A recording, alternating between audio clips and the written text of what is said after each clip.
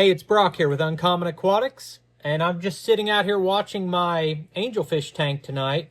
It's not just angelfish. I've got discus and tetras and a lot of variety of fish in here.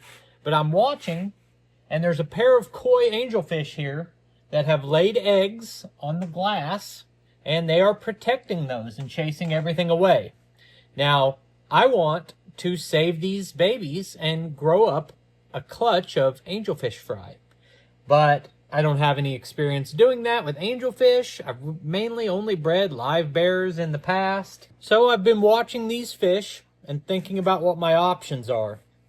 I could, now that I know these two have chosen each other as a mated pair, I've got a 40-gallon breeder that I could put them in. But that would almost guarantee that I lose this batch of fry. I could scrape these eggs off and put them into an egg tumbler, but I don't have one. And if I move the eggs into another tank and I move the fish into that tank and put all of it into a 40-gallon breeder, they'll probably lose track of the fact that that is their babies, and they might do that anyway. So I think what I'm going to do with this batch is just watch and see what happens. And maybe they'll be good parents and they will protect those eggs enough that some of the fry make it. And if that's the case, we will do a passive breeding project where we allow them to just breed on their own and protect the babies, and we'll get fewer. If that doesn't work out that way, I will probably move them to that 40-gallon.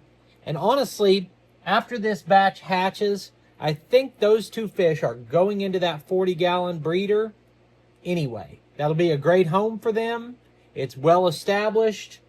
It's the right size. I don't see any reason not to. But in this video, we're going to track and see what happens to those eggs. Should be a lot of fun. So yesterday I was pretty excited about those eggs that were right there. Well, guess what? They are no longer there. And there's 100 fish in here, literally.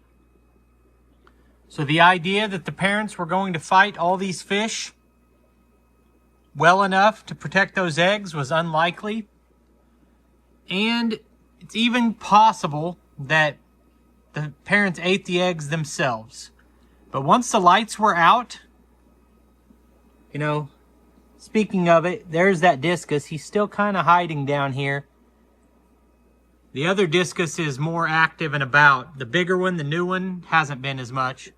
But with the variety of fish in here, once it got dark, it was unlikely they were going to be able to protect those eggs. So I have a new plan.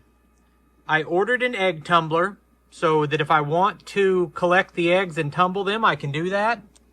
But these two angelfish are going to get their own tank now. And it is those two right there. That one with the mostly white and black with the orange. And then this smaller one next to it. And I'm not sure which is the male and female. I'll have to figure that out. Not that it matters that much. The bigger fish has the more prominent bump on his head, so I'm guessing that's the male. But what I'm going to do right now is rehome those guys into this 40-gallon breeder up here.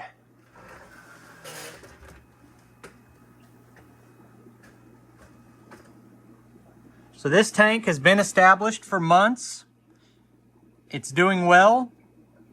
It's got some plants in it. We've got this val here. We've got the hornwort. We've got a sword plant back there. We've got some catappa leaves. And this should be a good aquarium. It did have a bunch of snails in it, but this was the home to my puffer, but I've moved the puffer. And my puffer was eating all these snails. And I think I put some guppies in here out of one of my other aquariums. I think he ate the guppies too. We might have a couple snails still. So I think this will be a good home 40 gallons is plenty for 2 angelfish, and hopefully they will be parents in here. And if not, I'll have to set up another tank for the parents. Meanwhile, these Salvini over here are probably going to get a bigger tank, because I don't think the 40 is big enough for them. And they're constantly, well, not constantly, it seems like they get along for days, and then I'll catch them fighting. So these guys are probably going to get rehomed. I'm certain I've got a male and a female alone in this tank, and they just aren't getting along. I wonder if they would get along and breed in a 125 or a 75 even. This is the most I've seen them lock up. I just did a water change, and I just installed that new central air system, and I don't know if that's got them freaked out or what. There's a little bit of a temperature difference when I do my water changes. Alright, so we'll get the angelfish moved over here. Alright, so I was able to catch them both together, and we're bringing them straight over here. By bringing them together, hopefully they stay paired.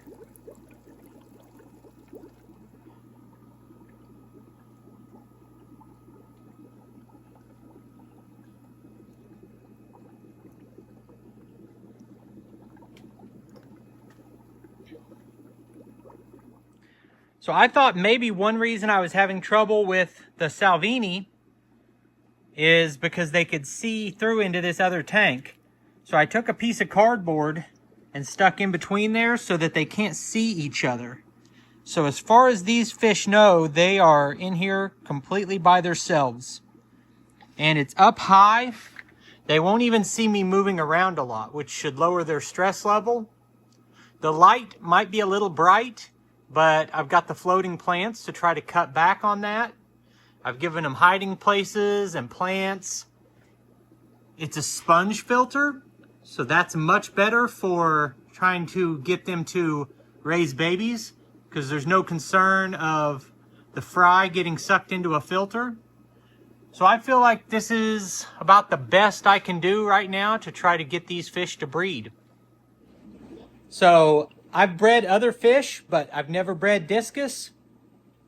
And I've watched a bunch of videos specifically on angelfish breeding. I think this is going to work. I'll keep you updated. I'm excited about the prospect of raising tons of baby fish out here in this fish room. I appreciate you taking time to watch the video. I'll put links on the screen to a couple more of our videos, and I'll see you next time.